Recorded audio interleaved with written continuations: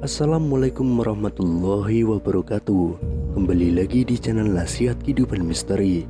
Pada video kali ini saya akan membahas tentang Borobudur bukan candi, tapi bunga raksasa. Candi Borobudur telah diakui sebagai warisan dunia UNESCO dan situs arkeologi Buddha terbesar di dunia oleh Guinness World Record. Namun terlepas dari semua pengakuan ini, candi ini masih menyimpan sejumlah misteri yang belum bisa dipecahkan. Candi Borobudur yang terletak di Kabupaten Magelang, Jawa Tengah ini selama berabad-abad terkubur di bawah gundukan tanah, menjadi serupa bukit penuh dengan semak belukar dan ditumbuhi pohon akibat letusan Gunung Merapi.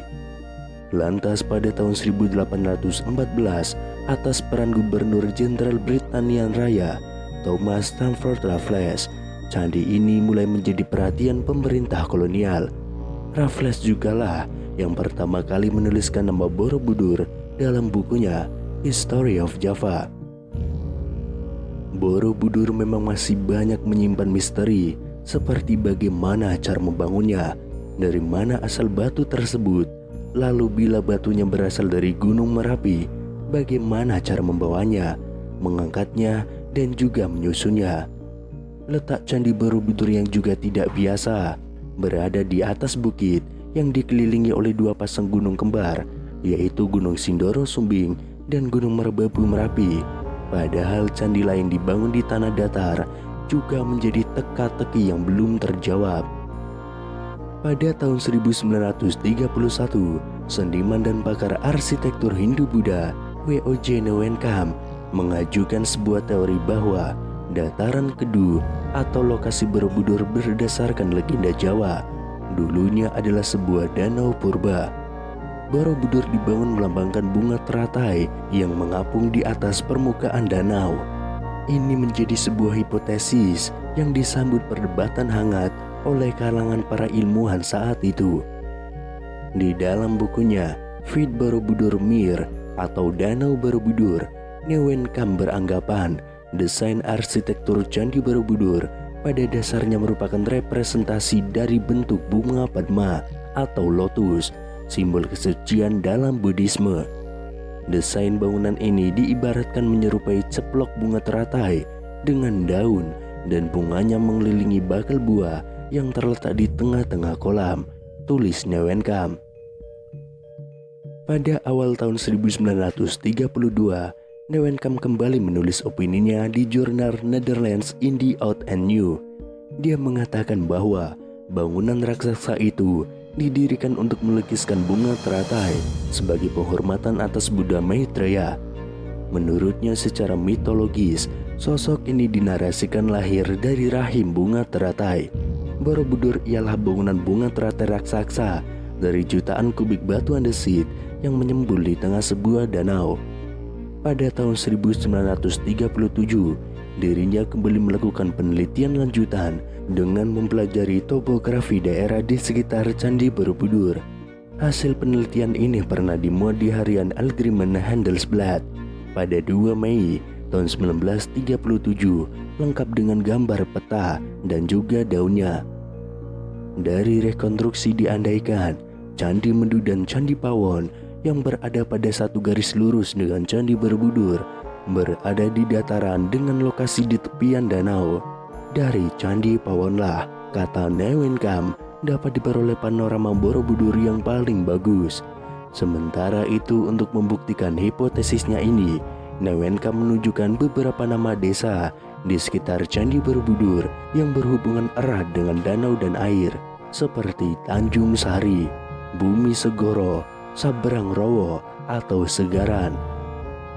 Tetapi mendengar hipotesis itu, Theodor van Erp, orang Belanda yang juga berjasa memimpin pemugaran Candi Borobudur, langsung menyanggahnya. Dirinya tentu memahami benar segi-segi teknis bangunan ini. Dalam catatan van Erp, Candi Borobudur dibangun dari 2 juta kubik batu andesit, terdiri dari 1.460 panel bergambar dan 1.212 panel dekoratif, dan juga 504 patung Buddha 3 dimensi plus 1 stupa besar dengan diameter 52 kaki. Berdasarkan pengetahuan dan argumentasi dari segi teknis bangunan itulah, Van Arp mengkritik fantasi Newenkamp yang disebutnya ngawur. Pasalnya hipotesa ini tidak didasarkan dengan prasasti yang menyebutkan adanya lingkungan danau di sekitaran candi. Walaupun demikian, sejak Newenkamp mengemukakan hipotesisnya ini, dirinya berhasil merangsang ilmuwan lain agar membuktikan hal ini. Beragam ilmuwan hingga tokoh nasional pun mulai mencari pembuktian akan hipotesis ini. Pada tahun 1964, ketika pemerintah Indonesia merencanakan pembangunan Tugu Nasional, hipotesis ini kembali mencuat. Presiden Soekarno menyarankan replika Candi Borobudur ditempatkan pada lanskap danau supaya tampak lebih indah. Merespon ide tersebut, dikerahkan tim geologi Bandung untuk melakukan penelitian lapangan di daerah Borobudur. Hasilnya ditemukan adanya sisa-sisa lapisan endapan tanah yang memberi kesan bahwa sebagian wilayah itu dulunya pernah digenangi air.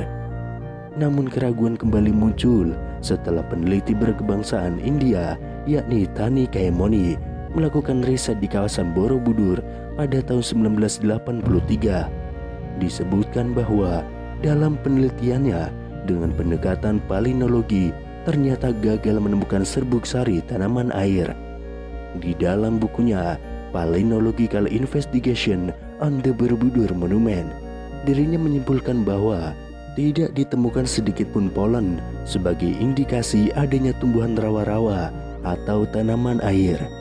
Maka berarti bisa disimpulkan bahwa tidak ada lingkungan danau di kawasan sekitaran Candi Borobudur tersebut, tulisnya.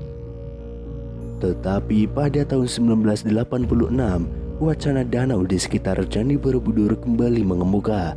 Setelah adanya riset dari J.J. Nosin dan Cesar Vote, mereka menggunakan analisis geoformologi.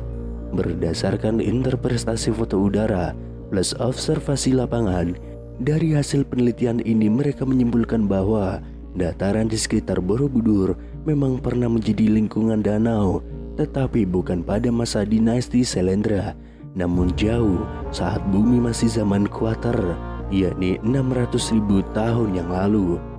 Riset ilmiah tidak berhenti di situ. Geolog asal Indonesia, Helmi Murwanto, memiliki bukti dan hipotesis lain.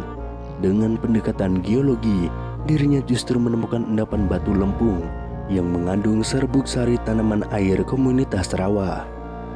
Sedangkan berdasarkan penelitian radiokarbon C14 dengan mengambil berbagai sampel dari area seluas 10 x 8 km di sekitar Candi Borobudur, dia sampai pada kesimpulan bahwa lempung itu mengandung serbuk sari tanaman air.